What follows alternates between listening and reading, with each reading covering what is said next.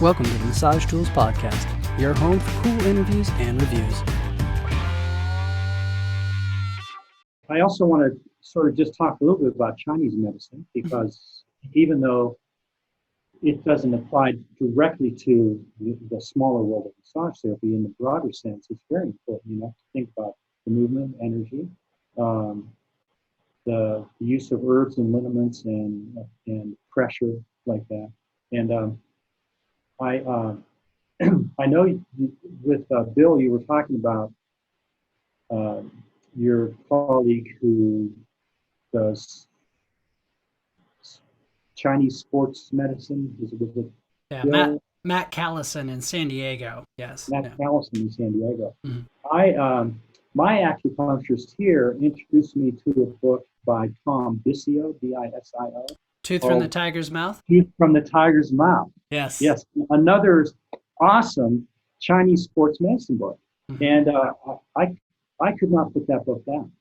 And so I interestingly, when we were talking about that, I was in the process of writing my sports massage book, and so I was able to incorporate some of his sort of Chinese viewpoint especially into the section on cryotherapy.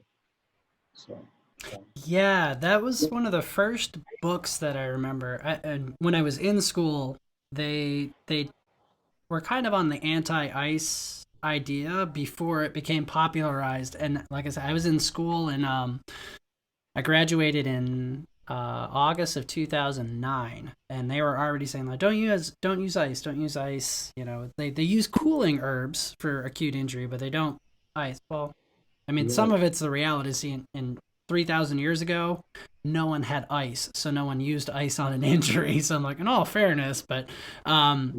Bizio's book in particular, yeah, he gets into the don't use ice. It causes congestion. It delays healing, and now Right. there's a lot of um, Western trained professionals that are adopting and implementing and even trying to change the standard practice for, rice is getting replaced with some other acronyms at this point in time. And Yeah. We're definitely in that transition, and it's. I have to tell you, it's been hard for me to. The whole anti-ice movement has been very challenging to my mental stability, because, well, we've always used ice. Well, actually, maybe not. Ice has been very popular in Western medicine for many years.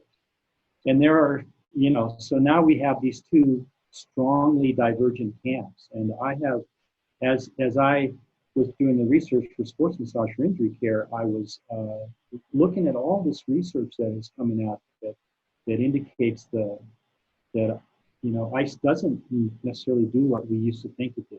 So I have been slowly adapting uh, my talks with my clients about whether to use ice or heat on injury.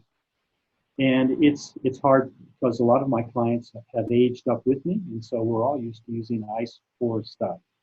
And even though it may not be best thing to do, if I've been using ice, if I'm an athlete, I've been using ice on my injuries my whole career. Who am I as the massage therapist to say, well, you shouldn't do that, it's really bad? Look, because for that athlete, that seems to have been working all these years. So, but for my younger athletes, I'm really trying to suggest try using heat instead of ice. You yeah, it's a tricky one because I've run into it myself, and like I said, I've been fortunate that even in school they were already kind of promoting this maybe don't use ice message. know. But I literally had that a similar conversation this morning with a client before our interview, and she's like, "Well, I have this issue. Should I use ice or heat?" And I'm like, "What have you tried for it so far?" And she's Right. like, "I haven't tried either." And I'm like, "Well, let's try this. Try heat first." Because the Mhm. advantage to heat is it's a little bit of an immediate feedback, or within a minute or so. Like if you put heat on it and it starts to feel worse, take the heat off. That's not the treatment to use. Whereas Mhm. ice, because of its you know uh, pain, basically blocking the pain receptors, the numbing effect of ice, you're not going to know if it's helping or not. It's going to numb the area. Mm. But in some ways, that is a pro for ice. It's like, well, you numb it to deal with the pain. So it's really Yeah. difficult to coach somebody or have a discussion on how they want to manage their pain. So it's there's really two conversations built into the ice. Is this your pain management or is this for injury healing? And it's I feel one direction there's more evidence changing that, but the dealing with the pain that's a much different discussion. It seems that even in the anti-ice, I'm sorry, even in the in the anti-ice discussion, there is some acceptance of the fact that ice for pain control for short periods is probably okay.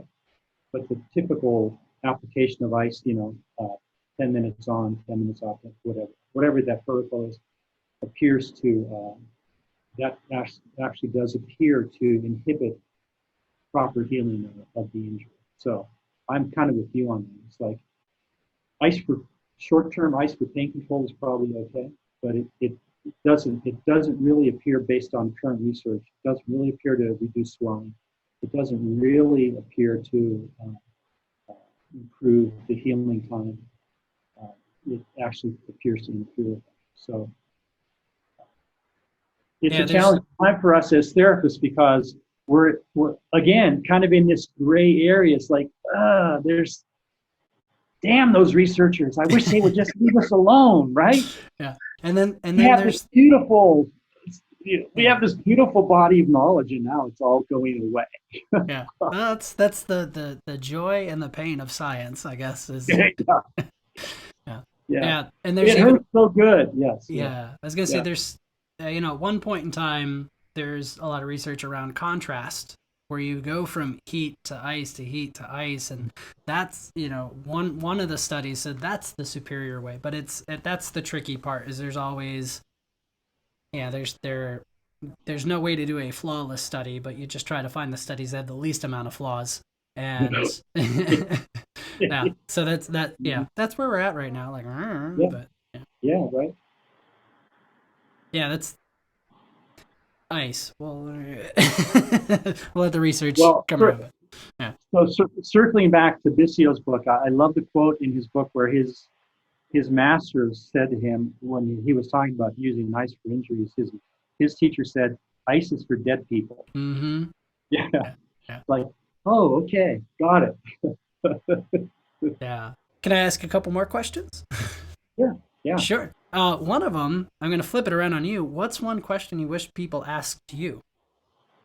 Or what's one question you wish I asked you during this interview? You could either You or. know, you gave me a heads up on this question, and I've been thinking about that, and I'm kind of I've kind of drawn a blank. I think maybe I'll refer back to your interview with Bill Helm, who said, "I wish people would ask me more often, what can I do for myself to help me with this injury condition, whatever."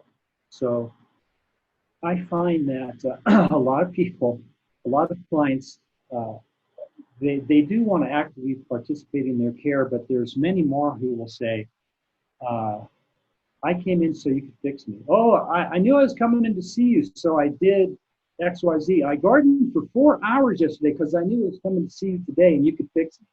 Like, yeah, I don't want to, I really don't want to be the fixer, you know? So that would be the question. How can I help myself? You know, how can I help you help me? Right? Something. Yeah, definitely. Help you, help me. Help me, help you. That's it. Yeah, yeah, right. I'm just a facilitator. I'm not. Yeah. Um, Now I sent you a list of questions. I said a surprise one, but I feel the surprise is lost at this point for most folks. But if you could put something about yourself or massage or whatnot on a billboard, what would you put? And remember, billboards can't have long messages, so short and concise is the Right. Uh huh.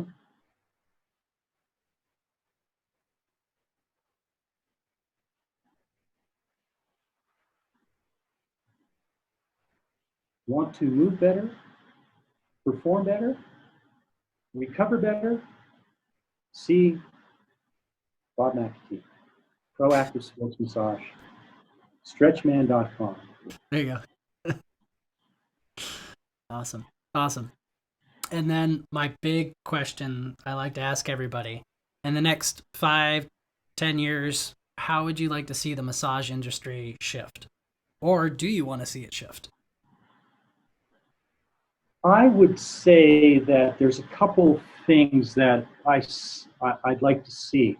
Uh, one of the trends I'm seeing is the demise of the big corporate massage schools, which, in my opinion, is a great trend, and the rise of smaller independent massage schools owned by massage therapists who are interested in training people to be excellent therapists. So I love that trend, and I hope that continues. I think the corporate massage schools really set us back because they graduated a lot of just kind of mediocre therapists who were not well trained. So back to the cottage industry, in my opinion, is a good thing. Okay. So you had mentioned the decline of the business or corporate massage schools and onto the kind of grassroots. Yeah. Is there anything else in the industry you'd like to see shift? Well, as many of us in the sports massage world have been talking about for years, is having some kind of governing body, for sports massage, because as you and I both know, there's a lot of opportunity that uh, to work with athletes, but so many so many organizations expect us to volunteer our time. And I think having a governing body that could help somewhat standardize our training, I wouldn't want to see it all cookie cutter, but some basic like foundational sports massage, if you will, and then advanced work in the various categories that we do. Sure. Well, and there are Yeah, examples in other professions. You take sure. physical therapy has a um, sport certification within it that's additional education and whatnot. I mean, athletic Yeah. training, they have their boards and things like that. So I think there's some at least frameworks to borrow from if we wanted to implement. Right, and other countries have sports massage governing bodies. Canada has a Canadian Sports Massage Association. Britain has a couple of organizations, and we have a Facebook group. And in fact, I actually own the domain usasportsmassage.com, and I thought maybe I was going to try to put something together, but it needs to be somebody else. But so if anybody's listening who needs to start a group, who needs a URL for USA Sports Massage, Okay. come to me. So what I would see would be like a governing body that would also be sort of like a negotiating body to help us with sponsorship, give us provide maybe some educational opportunities, maybe a convention when life goes back to normal, and then a directory of sports massage therapists.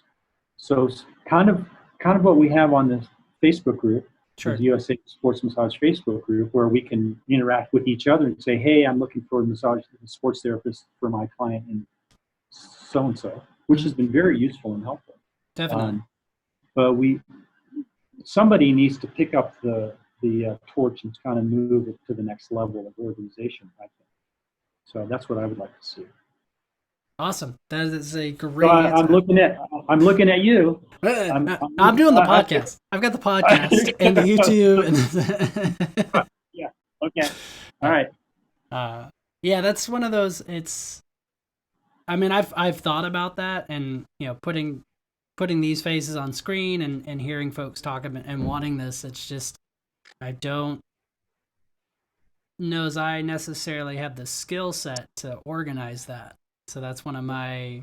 I'm like I'll facilitate, I'll promote, but I'm not Yes, That's not really my thing. exactly. But I think unfortunately a lot of people feel that way too. So it's like it's not going to get done Well, because nobody thinks they have the skill set. But exactly. Yeah, it's really, you know what? It's really gonna take a business person who wants to start a business to operate some kind of a governing body. That's what I think. You know. So, awesome. yeah. Well, we talked about your facilitated stretching book. You have a more recent publication that you mentioned earlier. Will you tell us a little bit more about that? Yeah. My most recent book is Sports Massage for Injury Care, and kind of if I could give a little history, John Sure. Harris, again, my mentor John and I, who actually got me started writing as well. When I after I moved here in '88, he and I were talking about writing a sports massage book together. Because of the distance, and this was pre-internet, um, I agreed to try to pull that together. So what John did, he recorded a series of weekend seminars that he taught and sent me a big stack of cassettes. And having been in the training, I knew what he was talking about. But so I was able to go through those cassettes and start to organize a sports massage book. Um, Long story short, we submitted that to Human Kinetics, my publisher, and they came back at that time and said this would have been about 1990. They came back and said, "Well, we loved your proposal, but we already have a sports massage book in the works. We would like, but would you be interested in writing a book on PNF stretching?" And that's how the facilitated stretching book came about. So fast forward 25 years later, uh, I finally decided I needed to write the sports massage book, and so I made the proposal to Human Kinetics, and they agreed to publish it, even though they're not sure that there's much of a market in our industry for this. So this came out last year, Sports Massage for Injury Care, and it covers a bunch of sort of chronic issues that we as sports massage therapists deal with in terms of treating clients. You know, tendonitis issues, nerve impingement issues. It goes a lot into kind of the various types of strokes that we use in sports massage. Again, trying to help to standardize what we do in our business. But you know, one of the key elements of my sports massage training was the Syriac's deep trans restriction work, and I don't think that that's taught in a lot of sports massage courses, although I'm not sure. But I wanted to take the work as I learned it and have sort of modified it on my own over the years and put it down to be able to pass it on to to our industry as a whole. So that was the plan, and I'm pleased to say that it's been selling okay, not fabulous, but it's a pretty niche inside a niche. So I'm very pleased that Human Kinetics took a chance on my first book because I was an untested writer. I wasn't really an expert in the field, but the owner of the publishing company is the one who called me. He said, and I said to him for the stretching book, I said, "Why would you ask me to do this? There's plenty of people who are much more knowledgeable about PNF stretching than I am." He said, his basic comment was, "Well, they know it, but they don't know how to write about it." He said, you know how to write. And I'm a much better writer now than I was then, I hope. So I'm hoping that the Sports Massage for Injury Care book is accessible and useful for our field. So we'll see how that I goes. hope And so. I'll be happy to hear your feedback on it. Absolutely. Yeah. I And did. please post a review for me if you would. Of course, yeah. Like I said, once I just got it a little while ago, and Yeah. been going through some other things. I've been doing a lot of like editing and podcast type stuff, so I Yeah. slowed down Yeah. some of my extracurriculars. But Yeah. No kidding. but Yeah. yeah, definitely look forward to getting through it. It's one of those that it is in some way kind of a niche market, but as soon as I saw it, I'm like, that's one of the books I'm going to put on my list and put high up. Some of it's just to Right. see like some of the common injuries you have listed in there. I'm like, I've dealt with these, but let's see what a guy who's been in the industry for as many years as you have has to say about it. And might modify it, might not change a thing, which I'm okay with. Confirmation of selection of techniques. Right? Yes, exactly. Yeah. And one of the things in the book is kind of a protocol. Like if you're going to treat this injury, here's a series of steps you might do, but they're just suggestions. And a lot of times people look at a book and say, well, this is the right way. This is clearly the right way to do it. Well, this is a way to do it. And, so Yeah. I am relying on you with the rest of your background to be able to pick and choose and go, well, that sounds good. That sounds good. I don't know how to do that, or I don't want to do that, or whatever. That's not so. Again, it's an outline of possible treatment protocols, and then you're going to add in whatever else you do, right? Excellent. Yeah, it's one of those. I heard it. An interesting parallel to baking. It's like you can give somebody a basic recipe, and it will work. They'll get a cake out of that. They'll get a vanilla cake with chocolate frosting off of that recipe. But as Yeah. you start to understand the ingredients and how they interact with each other, it's like, well, maybe I only put in one egg, but I substitute something else with it. Or now that I understand this, I can make a keto cake, or things like that. So it's a great learning framework. But once you Right. understand each of the elements, then you can start to play with it and expand off That, from that. that's an excellent analogy. Here's a recipe. Once you have the basic recipe, you can improvise off of it based on what else you know. Absolutely. Yeah. Well, Bob, thank you so much once again for joining us. We can find you at stretchman.com. Are you on other social media avenues you want to plug now, and make sure those make to the show notes? I'm yeah, well, I'm fairly active on Facebook. I'm somewhat active on Instagram. I do have a Twitter account. I post there once in a while. Mostly I retweet stuff that I like. Um, so those are the main things. So stretchman.com is kind of my umbrella site that covers my massage practice, the books, the teaching, my massage tool invention, things like that. So that's an easy way to reach me. All my contact information is up there, my teaching schedule, such as it is right now.